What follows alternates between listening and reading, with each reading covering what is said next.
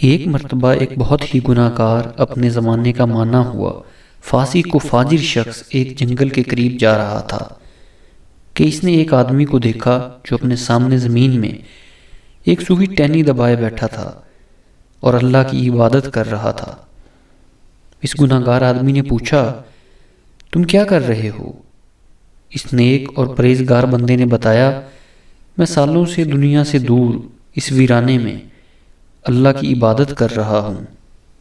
جس دن میری عبادت قبول ہوگی اس دن یہ ٹہنی ہری ہو جائے گی، اس طرح مجھے پتہ چل جائے گا۔ اس گناہ گار کے دل میں جانے کیا آئی، وہ بھی زمین میں ایک سوکھی ٹہنی دبا کر بیٹھ گیا اور عبادت کرنے لگا۔ تھوڑی دیر بعد کہیں سے ایک آدمی کی مدد کی پکار آئی اور پکارنے والے نے نکاہت بھری آواز میں پانی مانگا۔ دونوں نے سنی انسنی کر دی۔ آواز دوبارہ آئی۔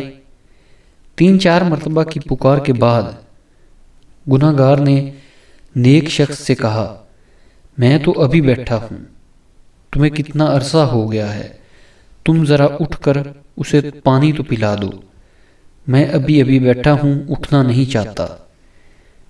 اس نیک بندے نے گناہ گار کو ڈانٹ کر کہا، میری عبادت میں خلل نہ ڈالو، میری ارتکاز ٹوٹ جائے گی۔